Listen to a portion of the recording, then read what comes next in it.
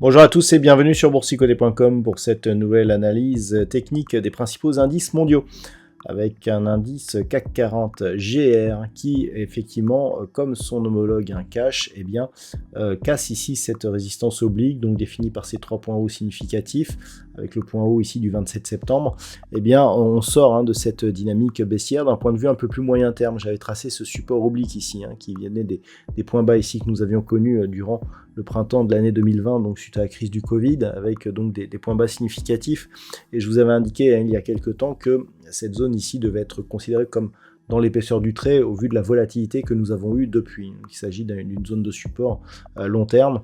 Donc globalement, pour l'instant, on est toujours dans l'épaisseur du trait, c'est-à-dire on était un petit peu au-dessus, en dessous, on est maintenant un petit peu au-dessus.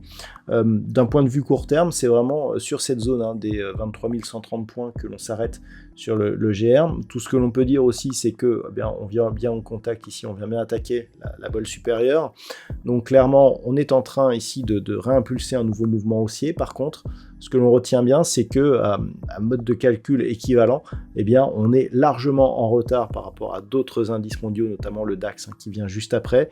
Mémorisez bien ce graphique et vous verrez que malgré le signal du jour, on a encore énormément de chemin pour se remettre au niveau des autres indices sur le CAC 40.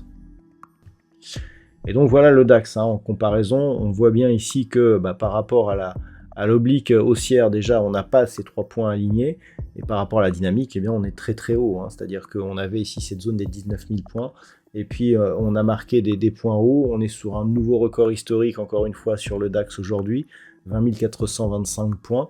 Donc clairement, on est sur une dynamique très forte, une hausse qui a été très soutenue durant toute cette semaine. On le voit ici avec ces 2 bougies, peut-être même 3, qui sont totalement à l'extérieur des bandes de Bollinger. Au niveau des indicateurs, on est toujours sur une dynamique haussière. Attention au manque de volume, on a peut-être des signaux d'essoufflement qui apparaissent dans un contexte où le RSI est en surachat. Toujours est-il que la tendance avec ce nouveau plus haut historique, elle reste haussière, et ce tant que l'on sera au-dessus des 19 000 points. On peut même tracer ici une zone horizontale proche des 19 660 points qui nous donnerait un signal de retour en cas de phase de consolidation et de cassure de cette zone, des signaux d'une possible sortie de cette dynamique. Mais en tout cas, on a une nette surperformance de l'indice allemand par rapport à l'indice parisien, avec donc de nouveaux records historiques et donc une dynamique haussière totalement confirmée. Sur l'Eurostoxx 50, nous avons, une hausse qui est un peu moins forte, tout simplement parce que nous avons des composantes françaises qui font partie de cet indice. Toujours est-il que la dynamique ici est relativement intéressante et plus forte que ce que nous avons sur l'indice parisien. Si on traçait une oblique pour trouver ici la dynamique baissière, on voit que celle-ci aurait été cassée dès le début de la semaine. Donc là, encore une fois, l'Eurostoxx montre qu'il est en avance par rapport au CAC 40. Donc clairement, d'un point de vue global, on a eu ici une phase de hausse, une phase de consolidation, une tentative de reprise. Si on compare ici ces 2 points bas significatifs, ils sont haussiers. Donc il suffirait de casser ici cette zone de résistance qui se situe donc sur les niveaux de record de l'Eurostoxx 50, puisque l'on avait cassé les 5000 points avec un record ici à 5105, on confirmerait donc une reprise haussière. Donc là, on est tout à fait dans la lignée de cette possibilité, à savoir un retour ici sur cette zone des 5100, et globalement, on s'éloigne, d'une perspective d'accélération baissière qui était possible lorsque l'on était venu ici sur cette phase, puisque en cas de rupture, on revenait sur la zone de point bas ici que nous avions connue au mois d'août.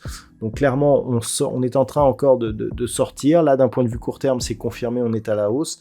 Il faut valider par une rupture ici de cette zone des 5070 points. Et globalement, ça pourrait redevenir aussi en cas de cassure ici de cette zone sur l'Eurostoxx 50. Et puis sur les indices américains, l'image du S&P 500, il y a tellement peu de choses à dire vu que le graphe est relativement clair. Nouveau record historique, une zone ici des 5865 points, précédemment résistance qui est devenue support. Donc clairement, tous les signaux sont haussiers. Au niveau des indicateurs, on n'a même pas de phase de surachat, peut-être des divergences qui nous indiquent que la dynamique est en train de faiblir, mais c'est tellement régulier ici et tellement empreint de peu de volatilité que, eh bien, on ne voit pas pour l'instant ce qui pourrait déstabiliser cette tendance. Alors, globalement, tant que l'on est au-dessus ici des 5865, c'est très positif. Une cassure de la moyenne mobile 20 exponentielle et de cette zone ici intermédiaire de points hauts des 6000 points pourrait nous donner des prémices d'un éventuel retournement. Mais globalement, on est très proche, donc on a eu un nouveau record aujourd'hui. Et donc, clairement, c'est fortement haussier sur cet indice, donc l'indice des valeurs élargies du côté des États-Unis, le S&P 500. Que dire du Nasdaq qui est tout à fait dans la même configuration. Là aussi, nouveau plus haut historique. On a même eu un gap haussier durant cette semaine. Donc les niveaux d'invalidation et de début d'affaiblissement, ce serait un retour ici sous 21 175 points, éventuellement une rupture de la moyenne mobile 20 exponentielle qui sera aux alentours des 21 000 points la semaine prochaine. Et alors une zone ici à 20 680, bon effectivement qui était le point haut significatif que nous avions au mois de juillet, mais que l'on pourrait rabaisser ici sur un niveau plus proche par exemple des 20 500 points. Donc cette zone, si elle était cassée, eh bien, pourrait nous donner un signal de sortie de cette dynamique haussière. Mais là, on est sur un nouveau record encore aujourd'hui. Donc quelque part, c'est forcément haussier sur l'indice des technos américaines. Et enfin, pour finir, le Nikkei, sur lequel il y a toujours très peu de choses à dire. Un range très peu volatile. Vous voyez le resserrement ici des bandes de Bollinger. On ne vient même plus au contact de ces bandes. On navigue ici autour des moyennes mobiles qui oscillent sur des niveaux proches des 38 700. Donc globalement, c'est très neutre sur le Nikkei, aucun message directionnel. À part ici cette phase de volatilité, eh bien on est dans cette, dans cette dynamique. Alors on y rentrait, voilà à peu près ici, donc au milieu du mois d'octobre. Donc pour l'instant, c'est encéphalogramme plat sur cet indice. Il faudrait soit casser à la hausse ici une zone proche des 40 000 pour repartir sur un biais haussier, ou alors casser ici une zone proche des 37 750 pour repartir sur une dynamique baissière, mais entre les deux, aucune information directionnelle sur cet indice.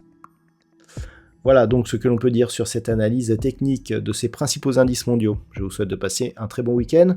On se retrouve dès la semaine prochaine pour d'autres analyses techniques, toujours sur le site boursicoté.com.